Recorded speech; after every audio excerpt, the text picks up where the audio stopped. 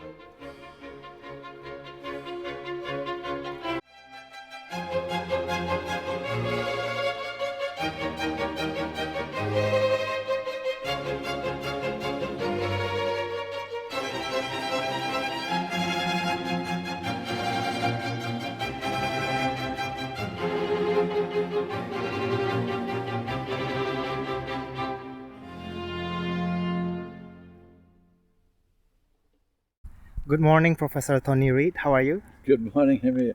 Delighted to be here in this bucolic setting. It's all very pleasant. Yes, we are surrounded by beautiful nature and water, and I thought it's a great place to discuss your work that have been focusing on maritime and archipelago of Southeast Asia. And I want to start with your approach of thinking about Southeast Asia as you found your way into your PhD at King's College, Cambridge. Even though as a diplomatic kid you have spent time in Southeast Asia for 6 months, but during your PhD you didn't do your fieldwork in Southeast Asia, right? You rely on the archive from the Dutch, the British. So what was your recollections of thinking about Southeast Asia as a place while you're doing it? And why did you do your PhD in Southeast Asian history? I was asking myself this question. I think I knew from way back that Southeast Asia was a subdiscipline, because I was taught as an undergraduate. There was an introductory course. It's the first time it was ever taught in New Zealand in Southeast Asian history.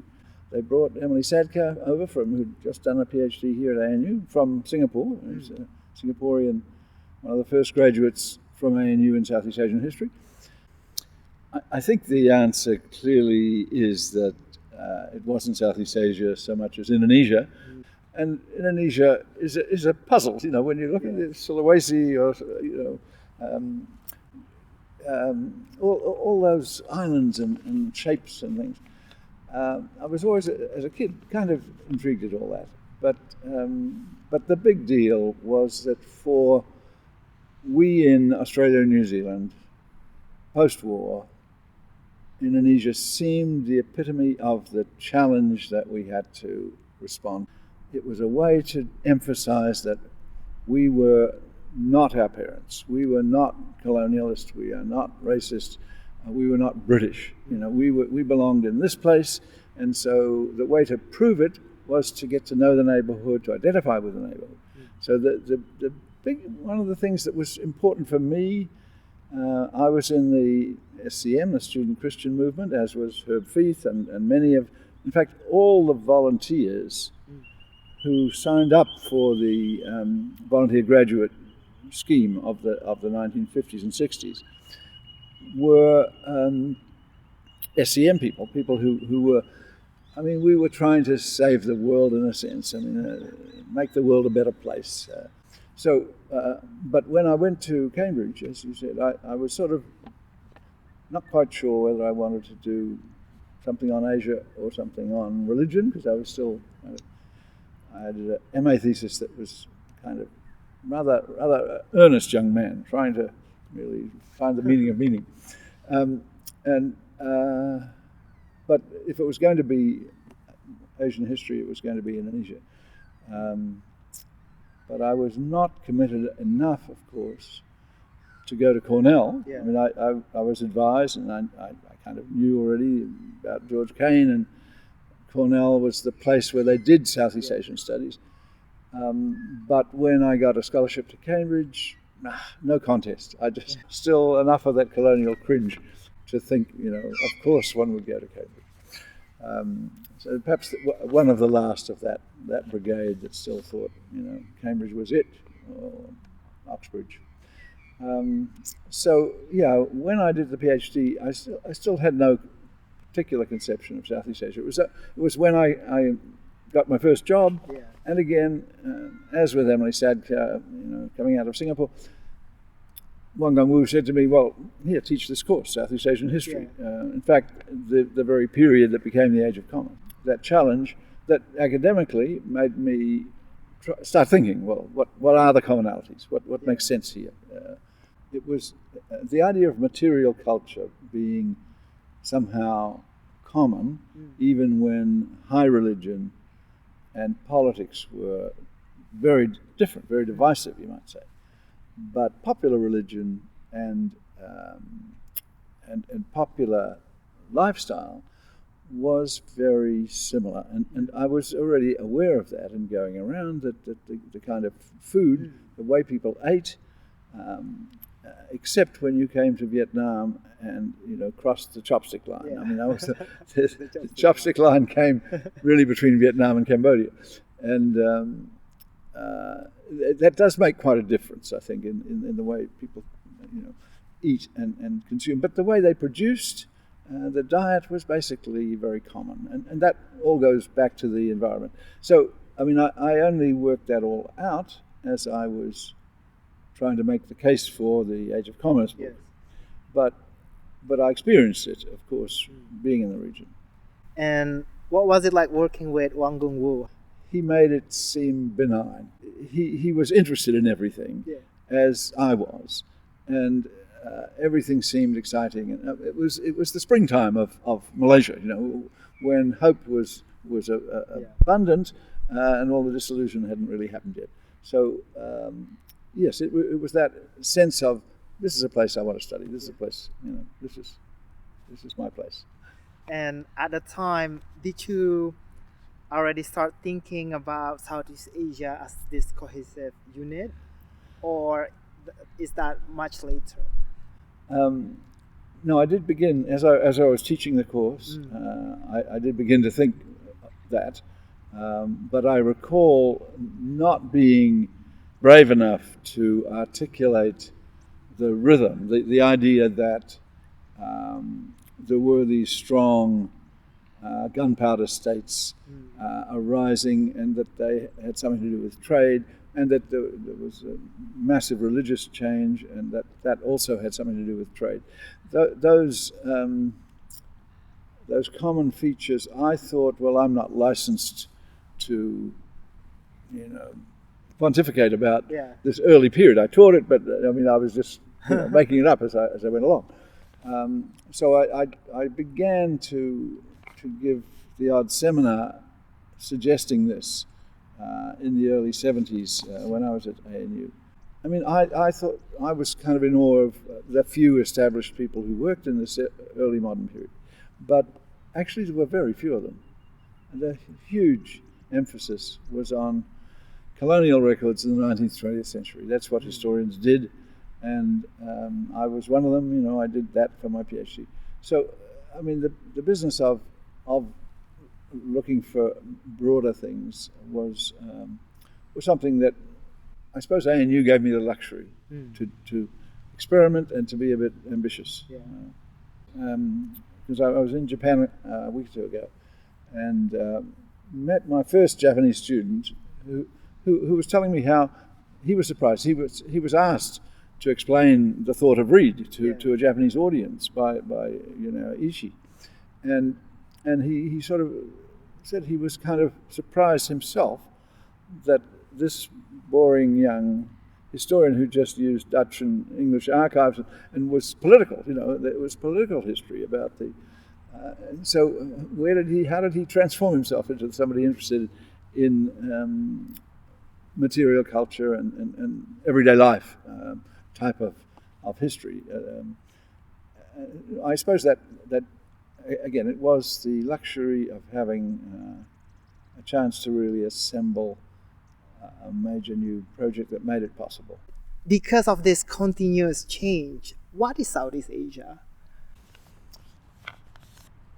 Okay, well, there's clearly at least two major ways to answer, and the one is the contemporary political of ASEAN and ASEAN's antecedents, and the fundamental rationale, I suppose, of ASEAN, which is we don't want to be China and we don't want to be India. I mean, and we're not. I mean, there was a sense of Vietnam, of course, was looking from objectively from outside, you'd say, well, it's a bit Southeast Asian in environment and so forth, but it's very Chinese in culture and so forth. So, but the Vietnamese had spent 1,000 years insisting they were not Chinese, even though they emulated China and they read the classics and so forth. They were different, and that of course became even more pronounced with post-independence insistence that we are our own place. So, and the same with Burma. I mean, Burma was part of India for 30 or 40 years under the British, but the Burmese nationalist movement was so emphatic that we are anti-Indian. There was a chance, I suppose, that we would have used different words. The term India was actually applied, to both Indonesia and the Philippines. The colonial went on calling them Indians, India in Indonesia and Indio in the Philippines, because they were, coming from somewhere else. Everybody was sort of Indian, and so they distinguished this as further India. And when the Indian nationalists got excited about it, they called it Greater India. And that, of course, in turn, once nationalism started to be the game, and the Indians adopted India, then that wouldn't do. Of course, others rejected it and rejected this whole identification with India. The Southeast Asian Chinese and the Southeast Asian Indians were sometimes caught in that emphatic rejection. We're not India, we're not China. So that's the modern thing. But looking back at a longer reach of history, of course I was keen to stress the environmental factor. That's what I did in the Age of Commerce, and the first volume of that, trying to define this place, was to say, look at the way people eat, the way people produce their food, the way people grow rice and harvest rice, the way women have their prominent roles in the planting and harvesting of rice, in ceramics, and in marketing, in particular in marketing, which of course made women have a lot of agency, a lot of autonomy, economically speaking, which is quite a marked difference from either China or India. Your 2 volumes of Southeast Asia in the Age of Commerce was this huge milestone that contributed to our understanding about Southeast Asia as a coherent unit. You describe changes and continuity around 15th and mid-17th centuries as the Renaissance and early capitalism happened in Europe. And in the first volume, you focus on continuity, and the second, you focus on change. Mm-hmm. But describing continuity and change is always fraught, isn't it? Because claim to continuity often attack as generalizing and claim to change, often attacked as essentializing. So what was your decision to divide your volume like that? Well, I suppose it came partly from Brodel, or at least Brodel maybe made me feel as if it would be okay. So I mean, to begin by justifying it seemed important and in tune with that idea of Brodel. First you set the scene, and then les événements, the events come later. It disturbed some people, I recall, because we are so nationally focused and politically focused, that how come we had to wait till the end almost to know what happened to the states and their rise and fall and so forth. And I see that problem, but I again, because Brodel was bold enough to do it and got away with it and did very well, I thought, well, yeah, it might work here. It should work here. It should work here in a way better than in the Mediterranean, because it's more easy to justify the commonalities of the Southeast Asian region than it was to say Italy is like Morocco. I mean, it isn't much like Morocco. If it was a continuity, right? Has there always been the age of commerce, even before the age of commerce started? Well, people have argued that. Jeff Wade, I think, has an article called the 14th Century Age of Commerce or something like that. Age of Commerce is an argument I made. So there are times when, I mean, I have to be a little modest about that and find a term that's perhaps more neutral and perhaps more globally valid, and I then call it the earlier part of early modern. I mean, in my most recent book, The History of Southeast Asia, Critical Crossroads, where I do have to look at the long-term pattern of Southeast Asia, the period when the world was in contact with every other part of the world, that the world became unified, and so that everybody was aware that they were part of a bigger pattern of interaction and reacted either by emulation or rejection. And so as I see it, as it affected Southeast Asia, there was a period of borrowing and accepting of global outside ideas, and then there was a period of relative rejection and consolidation and vernacularization that followed. But I mean, the vernacularization thing that happened from the latter half of the 17th century and the 18th century, I didn't really fully work out until the 2000s anyway, and particularly in this book. But I did do quite a lot of work subsequently. Many people thought and reacted to the Age of Commerce books by saying, "Oh, this is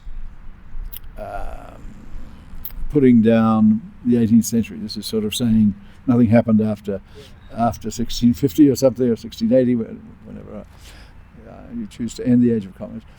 And so, I mean, of course, I didn't say that, but I can see why people might have thought it, and so I did find a positive way of seeing the vernacularization period, which is tremendously important in defining identities. And I mean, it's so loud and clear in the Japanese case, where Japan had such a marked Age of Commerce followed by a total closure, and everybody would agree that the Tokugawa period of relative closure was what defined Japan. I mean, that's when Japanese culture became so distinctive.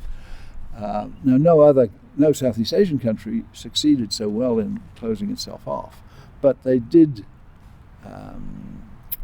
attempt that, you might say. They did decide, no, we are drawing a line against certain things. But it is a known thing that there was relative inflation because of the discoveries of gold and silver in the New World and the great increase in production of silver in Japan. This was an inflationary period when there was plenty of money, so globally it was an expansive period. And that's part of the economic underpinning of the age. But I don't go beyond Southeast Asia in talking about Age of Commerce, because that's where I developed the argument. But in terms of early modernity, I think we need a period. We need some labels that are global, that work globally, and so I went with early modern, even though I then had to subdivide it into the earlier and later period of. The question is really thinking about this concept of regional boundaries, right? Yeah. Especially of this entity called Southeast Asia that never really existed in one form. Like, why Australia is not part of Southeast Asia if a lot of Southeast Asian came here to fish, tripang, for example. Why is the Pacific not part of Southeast Asia, and why the boundaries to the north stop at Myanmar, not including India, for example? Like, when you think about the concept of Southeast Asia boundary, how did we think about it as a rule? If or maybe we shouldn't actually. What's your thought about that? Some of the environmental factors are of course similar. The sort of monsoonal pattern, the humid tropics in general, the rice agriculture and so on. It's true of parts of say Sri Lanka and southern India and of southern China. So, but the other part of what defines Southeast Asia politically was the lack of empires that consolidated and unified from above.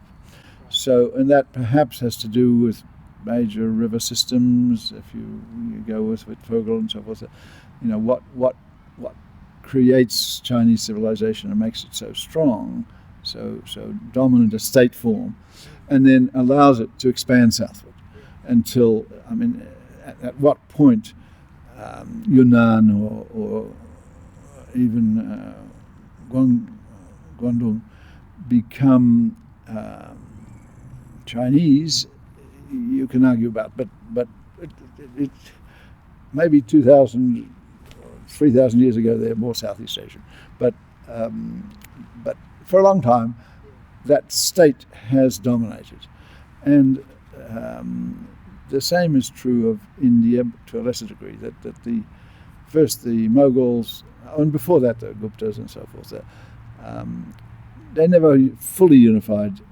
India, but eventually the British did, and so it created boundaries. And for example, in the religious sphere, both Southeast Asia and India share Hinduism and Buddhism, but the fact that Hinduism prevailed in India and Buddhism in Southeast Asia was to do with politics and so forth, and both the empires in India and the lack of empires in Southeast Asia. So I think the environment of Southeast Asia did not encourage great empires that united from above. Yeah, and so that fragmentations define the region sort of. Yeah. And one of your methodological innovation was obviously to put together this huge book by relying on different sources, especially Sojourners, travel notes, and doing it this way was very innovative at the time, but also posed a quite intricate challenge, right? Because one thing that probably you needed to navigate is to think about why did they wrote these notes, and also escaping their lens, right? Yeah. Because you are writing via their lens that often bounded by perhaps Oriental tendencies at the time, especially. So, how did you navigate these various challenges and eventually wrote that? Um, yeah. Okay. When you say it's innovation, I suppose that it was particularly maybe against the grain of Southeast Asian historians of the decolonizing era or the nationalist era. I think there was a distinct phase in which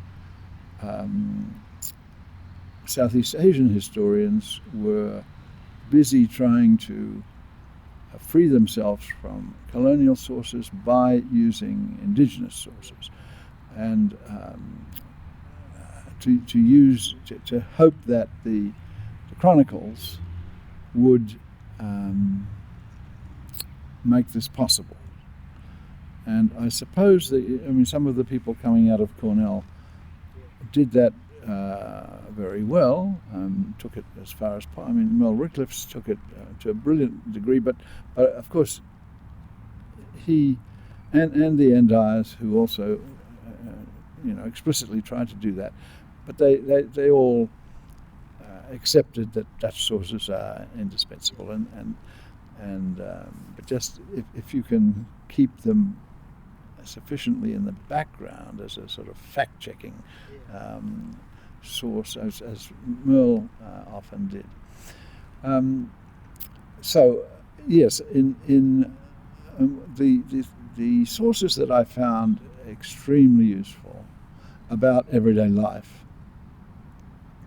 were indeed those sources of the first generation of Portuguese and then Dutch and then English and so forth, that each new generation, when it discovered this place, thought, oh my gosh, they do things differently here. They eat with their hands, or and they would describe all that.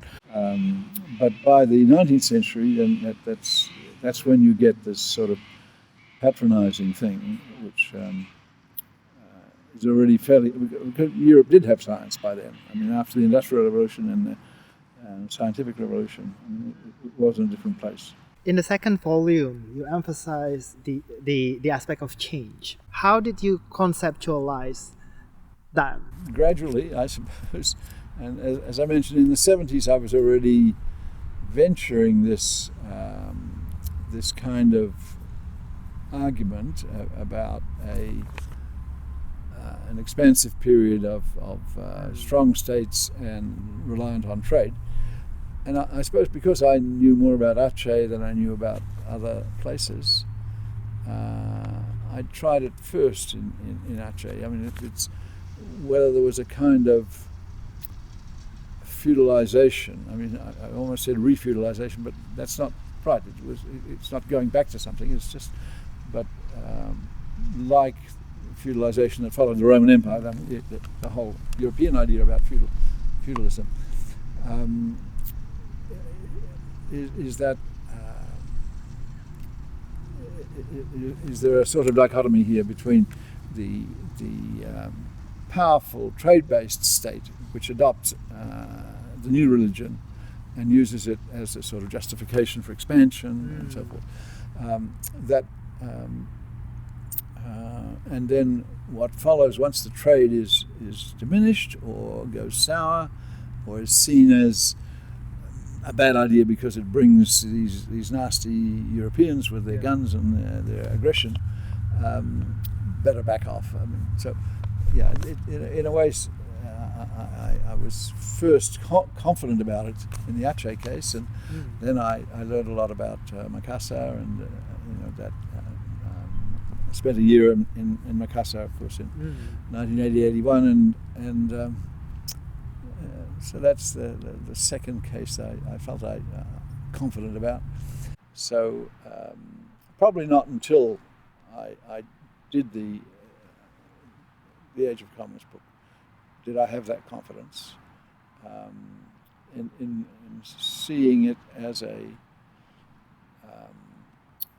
particular period when the old order seemed not to hold. There was so much change that people felt that the spirits that resided in this tree or this rice field or this, that, and that it didn't work once you're moving between cities and trading and so forth. You had to have something that was universally valid. And so there is change, and there is also change, and it's more obvious on the mainland that where Buddhism goes much further back. It's not a sort of sudden conversion to Buddhism, but it is a definition of a particular kind of Theravada Buddhism that is based on a uniformity of ritual. And the uniformity of ritual is imposed by strong rulers. So strong rulers tend to see religion, everywhere, as a means of controlling and unifying the population. But in the Buddhist case, what they did was they would send a mission to Sri Lanka or somewhere seen as having a purer form, bring it back and saying, now this is the new norm. So all you old guys are wiped out, and we impose this new form of ritual, of ordination, and so forth. And so there is a correlation between the strong state of trade-based state, also in Pegu and Ayutthaya, and the religious change. So it's. I don't think I've been really attacked for that. Yeah. I mean, I would have expected to be, but not at least not by my peers. Perhaps religious apologists attack me sometimes, or perhaps they don't read me in the first place.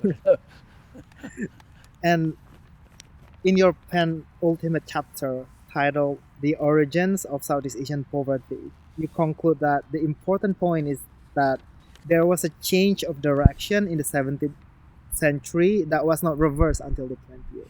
I do so. And when explaining these retardations of the trend of the age of commerce, what was your approach when bookmarking this era? What was the sign of times that made you realize, oh, this is the bookmark in this age of commerce? Essentially, it's largely I looked for economic arguments. I did economics as an undergraduate. I suppose I'm a bit more ready to use statistical methods and to sort of decide issues. I mean, and it seems to me. In fact, I didn't actually ever respond, I suppose, formally to Vic Lieberman's critique that there was no 17th century crisis in mainland Southeast Asia, and that the age of commerce thing just doesn't work. And I actually responded to that in this book. I mean, which is, I mean, perhaps painfully statistical. This Southeast Asian exports since the 14th century, where I tried to, I in fact was running an economic history project at the time in the 1990s, and I tried to actually get the data assembled. I had a research assistant. I had a sequence of them, but some were good, and we struggled. It's very difficult too, because of so many different measures, so many different sources, so many different currencies that things are expressed in. But I tried to set it out for cloves, for pepper, for sugar, and for coffee. I mean, the four biggest exports of Southeast Asia in the period from way back, as far as you can get statistics, which is the 13th century, up until the 20th. And it showed a pattern that was, I sort of feel, well, this is data. I mean, I won't say these are facts. It's not quite the same as facts, but it's data. And it shows something. Yeah. What it shows is that Southeast Asians were gaining a great deal of revenue from the long-distance trade. Yes.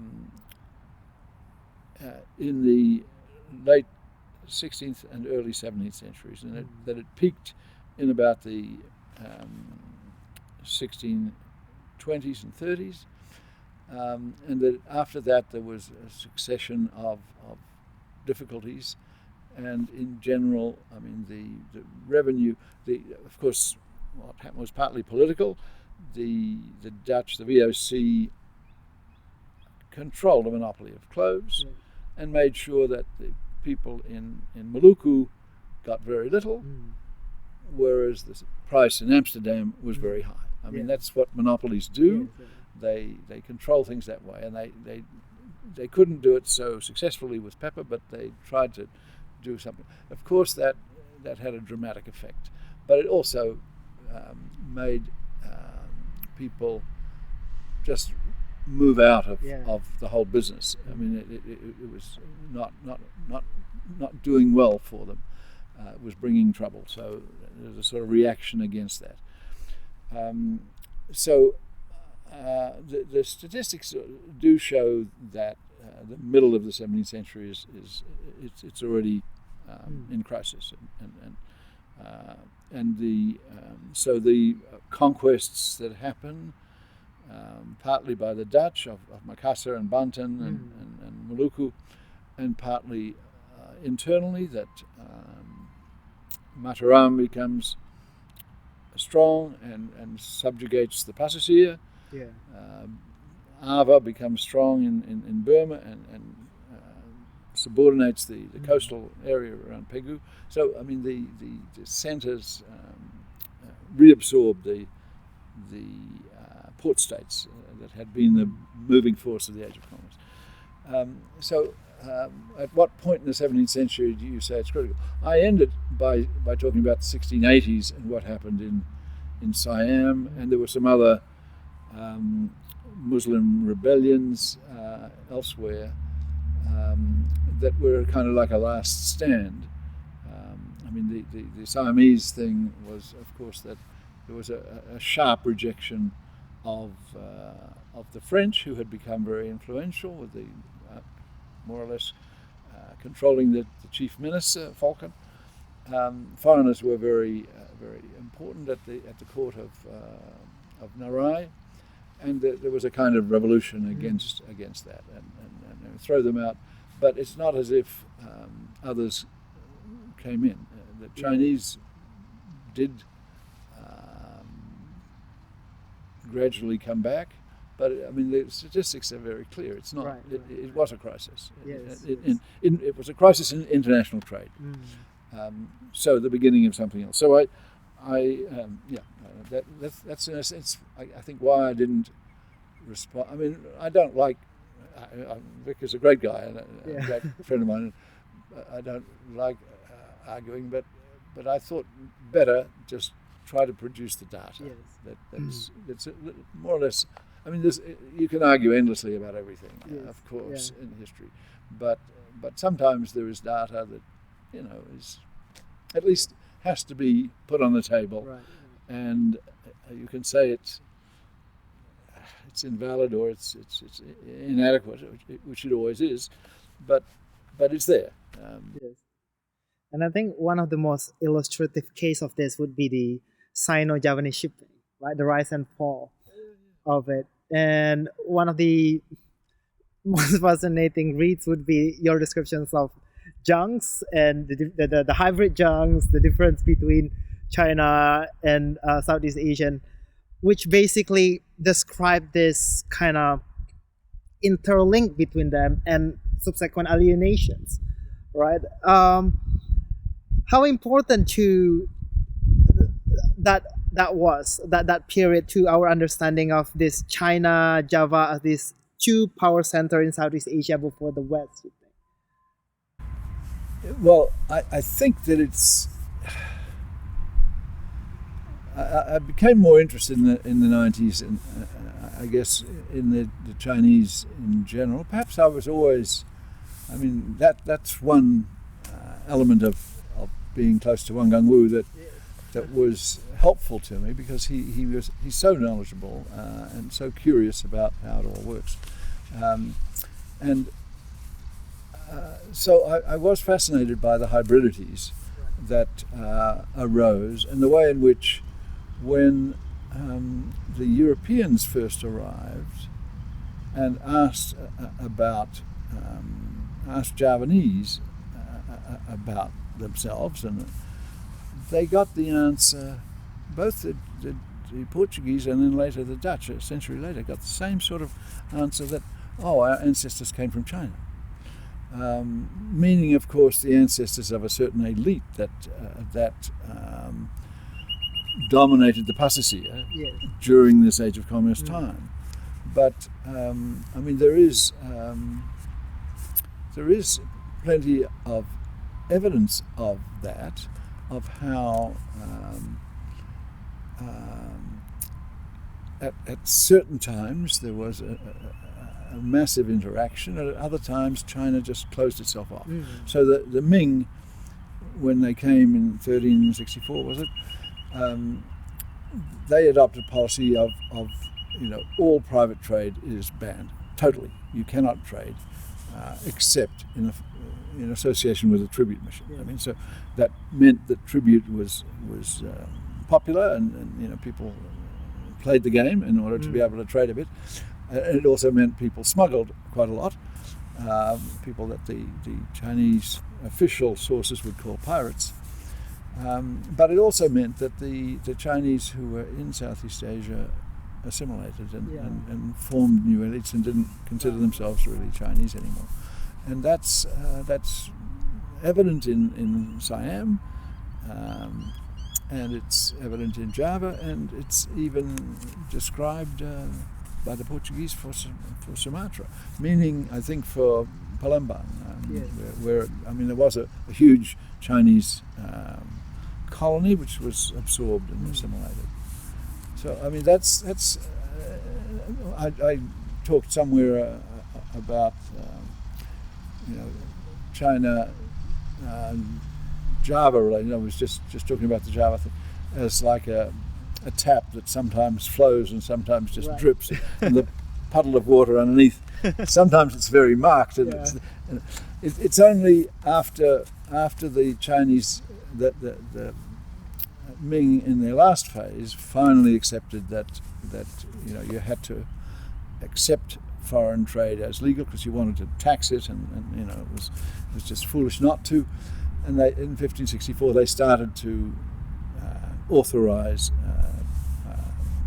trade, and it was okay then. I mean, as it hadn't been before, it was okay for Chinese to make their money in the Nanyang and go back to China and be a rich man and happy, prosperous, which they couldn't do. They couldn't go back because it was illegal. What they had been doing was seen in China as illegal and unfilial. So, but after 1564, they could go back. So Chinatowns, if you like, became a permanent feature, and there's a permanent. But all the Chinese who came before, I think, were likely to be assimilated, and that's an interesting phenomenon. The other thing that's interesting as a source is that the Chinese record, the imperial records, tell us who the envoys were, from which king, sending tribute to China, from which kingdom, and what's the name of the envoy. And often those names appear to be Chinese names, or at least sometimes Muslim Chinese names. So it's clear that the tributary relationship was managed by bilingual hybrid kinds of communities, and that's very important. That. And thinking about Southeast Asia from that lens of autonomy and agency also transpire in your first work, actually, the contest for North Sumatra, Aceh, the Netherlands and Britain, 1858, 1898, where one of the most fascinating chapter was actually about Acehnese diplomacy, right? Conducted by Ar-Rahman and the Council Aid. Was it always clear to you that the Acehnese role in this struggle is pivotal? Or did your view, this sympathetic view, was influenced more because you're also reading the British material to balance the Dutch records? No, I clearly wanted to support the underdog. Yeah. I mean it's partly the post-colonial oomph, that's what we wanted to do. We wanted to rubbish the colonial historians and say they got it wrong. But it was also, the underdog is always attractive to me. I do tend to do that. And of course, the Dutch literature, which is quite large, about the Aceh War and the origins of it, it tends to be very negative about the Acehnese, and it's easy to react against that. So that was my instinct. I wanted to do that, but the ability to do it convincingly relied a lot on a very lucky find, and perhaps the luckiest one of anything I found was in the colonial archives. There was a whole lot of reporting from Penang, which was essentially from the Dutch spy in Penang. He was called the vice consul. The actual consul was more of an established British type figure who was supposed to have influence in the town. But this guy was really there to check up on what the Acehnese were doing, and the wonderful thing for me in my early stage of battling with Dutch was that he wrote in English. He wrote these reports because he grew up, he went to school in England or something, and English was actually easier for him, and they told him he could write in English. So I mean, it seems extraordinary for the spy to be doing that, but that made it very easy. Someday somebody should go back and probably get this stuff published, because it's interesting. But so he would give a picture of what the Acehnese were doing in Penang, and what this, I mean, because there was movement back and forth. The pepper trade still survived despite Dutch blockades and things, and so what Dutch preparations were, what Acehnese preparations were. So it made that possible. I've done that, gone a bit further, but with comparing with Thailand. We often say, what did Siam, Thailand do right? They didn't get colonized formally, and the other states did wrong. I mean, was it just luck, or was it that they were smart, or their rulers were smart? That's the Thais like to think that, or something. In a way, the key thing is that they were able to balance English and French in Siam. It is also an archetype of just a shared history of Southeast Asia, right? Their constant dealing with many great powers, two great powers. It's the Southeast Asia in the Cold War, it's the Southeast Asia right now, and I guess that theme of power struggle and resistance, perhaps,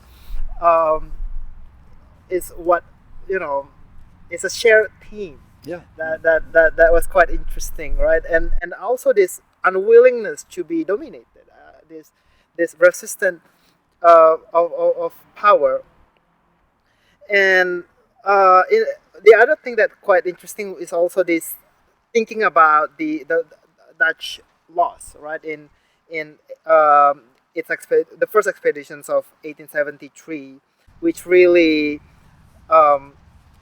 then made the choice for the Dutch tricky, whether they should withdraw or conquest, right? So these decisions made the Dutch, the great powers,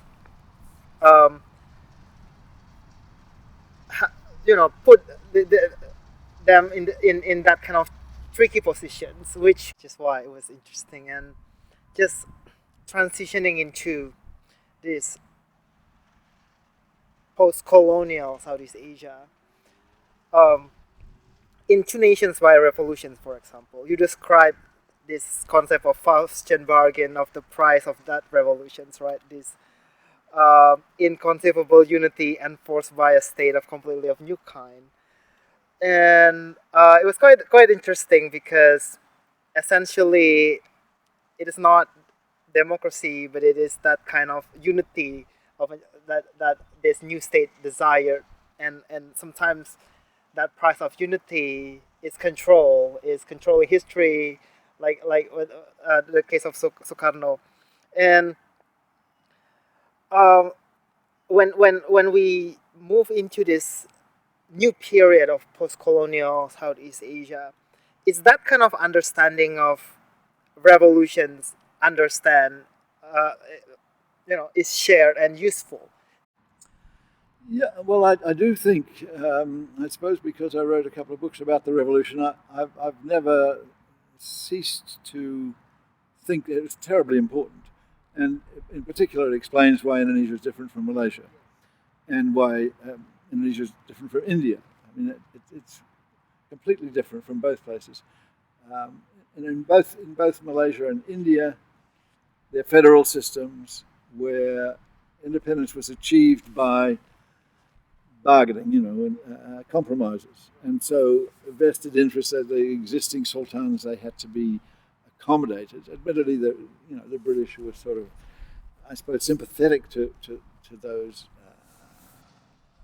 the sultans, maybe gave them more clout than they deserved, but and that's less true in India, where the sultans the rulers didn't survive. But the whole independence deal had to be worked out as compromise, and therefore powerful traditions could, in a way, it result more on a hybridity compared to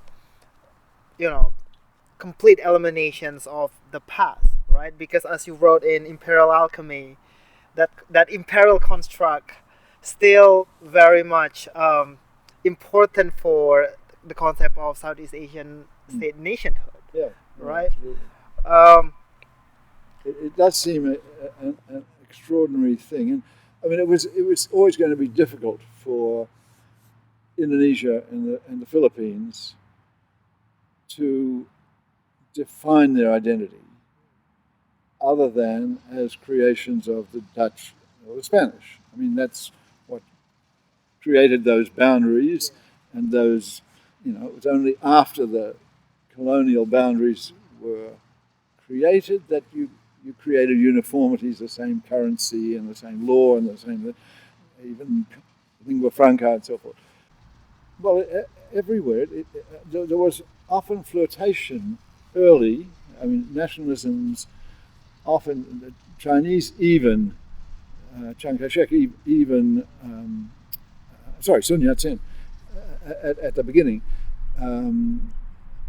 talked about 5 races in China. They should each have parity, and the Mongols and the Cantonese and so forth. And then quickly abandoned the idea and thought, no, we want the whole cake. We don't want part of it. And that's what the Indonesian nationalists decided in the 1920s, that they wanted the whole cake. They didn't want to just say, let's have some continuity with the past. But the revolution, I mean, if not for the revolution, I think they wouldn't have achieved it. But the revolution enabled them to disenfranchise those other identities in quite a remarkable way. Definitely, and I want to end this interview with asking you 2 questions again. The first one would be, why should we bother learning about Southeast Asian past? My goodness, of course you should learn about the Southeast Asian. Southeast Asians in particular should learn about it, because it's who they are. And I'm afraid Indonesians in particular have short memories. And it's because they don't want to learn Dutch. I mean, it's a misfortune, it turns out. Yeah. Maybe it had some fortunate consequences, but being colonized by somebody whose language wasn't that important in global affairs meant, and it wasn't important to the Japanese, who rubbished it from day one of the Japanese occupation. You know, overnight you couldn't speak Dutch anymore. So how do you cope with that? But it's tended to mean that Indonesians don't want to know too much about the 300 years. And so the definition of Indonesianness was about pahlawan. That's a terribly deeply shallow definition of what Indonesia is about.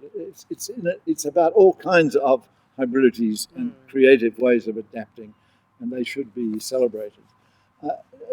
Another point in terms of international relations, the Indonesians may have short memories, shorter than they should, but the Chinese have long memories, and the Vietnamese also. In other words, people with written cultures who grow up on studying classical literature over thousands of years. Those cultures do have long memories. Memories of grievances and bitterness, and memories of presumed grandeur and things they're proud of. And it's important, it's very important that in dealing with the Chinese, that Southeast Asians know their history and know what the tribute system really was and wasn't. But the idea of doing it, inviting each of the foreign powers, I mean, which is a strategy of Siam, that you get the Germans to do the railways and you get the Dutch to do the drainage of the swamp and so on. You make sure that several parties have a stake here in the success of this country, which then don't want to see a single power monopolize it and throw all the others out.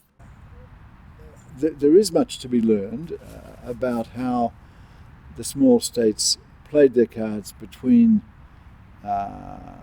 powers, and when it's wise to do it and when it's not. I want to ask you this question again. Now we've covered the long history of Southeast Asia, right? So what is Southeast Asia? What is Southeast Asia as a time and as a place? As a time, well, it changes over time, but what Southeast Asia now is a collection of relatively modest states, none of them dominating, which therefore have trouble establishing unified positions of a strong kind, but on the other hand, it's a very attractive model for bringing everybody together, right, because there is no dominant power, and that's a strength which Southeast Asians, I think, are aware of, but perhaps not sufficiently aware of. Because, I mean, it's obvious that the South Asian unit doesn't work because everybody hates India. Yeah. I mean, India is too dominant, and similarly, East Asia could never work. Yeah. But Southeast Asia, it does, and it's what unifies it, I suppose, is that. I mean, politically now is that acceptance that it's a very useful forum for getting along, let's say, and can be used on a much wider for the ASEAN Plus and so forth.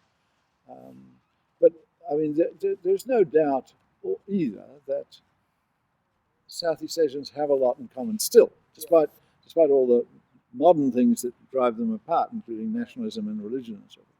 But they have a lot in common they like the same kind of food and the same kind of dance, performance. They all love that. There's a lot of stuff that's familiar and not the high culture that you fight about, but it's stuff that makes it easier to get along. Right. And I think it's also this point about decisions, right? Because Southeast Asia decided that we should be this region, and those who desire to be part of us needs to decide to ascribe themselves with our value. That's right. Well, thank you so much for spending this time, Tony. It's been so enlightening and I've learned a lot. And this is Southeast Asianist.